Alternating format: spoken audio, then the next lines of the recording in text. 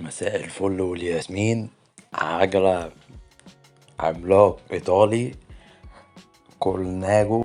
العجلة دي بصوا أنا ليا ذكريات حلوة مع العجلة دي. لما كنت في أوروبا وكده كنت بشوف ناس معاهم وكانوا بيقدروا البراند ده جدا، وسألت ناس كتير كانوا حاجة بالنسبة لهم كبيرة. والعجلة الكولناجو دي سعرها مش رخيص، سعرها برا غالي رغم ان هي موديل قديم، بس الناس بتقدرها. وممكن تلاقي عجلة كلاسيك توصل سعرها 1500 يورو، يعني مبلغ خيالي.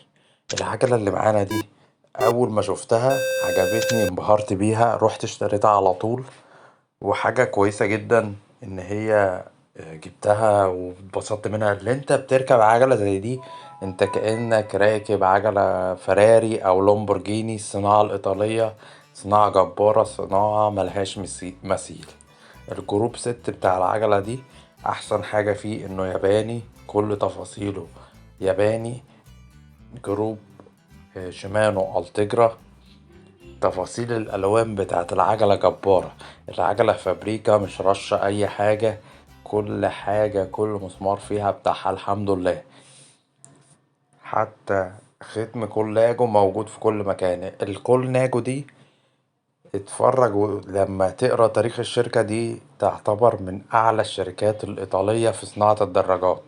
عندك شركات أخرى زي البنيريلو وشركات زي البيانكي، بس الكولناجو أنا حاسس إن هي أعلاهم، بس هم كلهم عظمة. هنا كل الجزء اللي ورا ده كربون. البدال اللي على العجلة باور ميتر بيشتغل على عداد GPS، ليه عداد معين. دي حاجات عالية واحترافية عشان تشوف بقى تقيس المستويات بتاعتك. بص انا بصور دلوقتي في ظروف اضاءة مش احسن حاجة. هنا ظروف الاضاءة هنا كويسة، كنت بصور في الشارع عندي في المنطقة. تمام. الالوان مبهرة. وكان في جلدتين الباور مش احسن حاجة، هتلاقوني غيرتهم.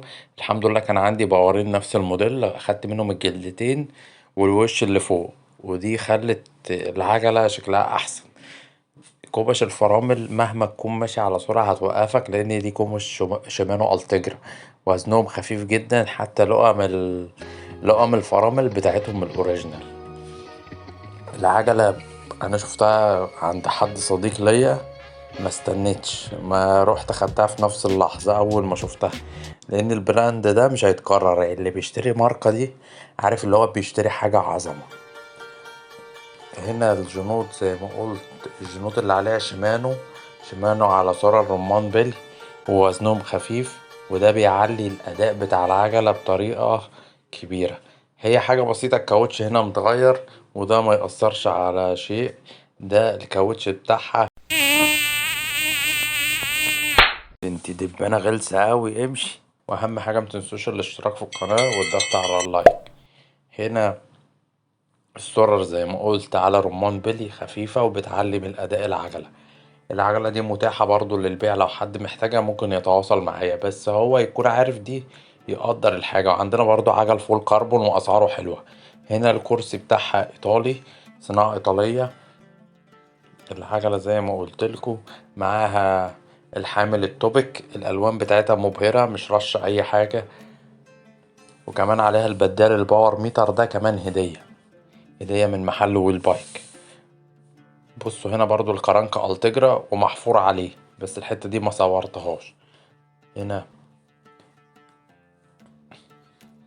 لو حد عنده اي استفسارات وعاوز اي معلومة يقدر انا اقدر افيده، يتصل بيا ما يترددش. هسيب لكم رقم في الديسكريبشن. اي حاجة عاوز تعرفها اتصل بيا، ما فيش احراج، او ابعتلي على الواتس. شكرا، سلام.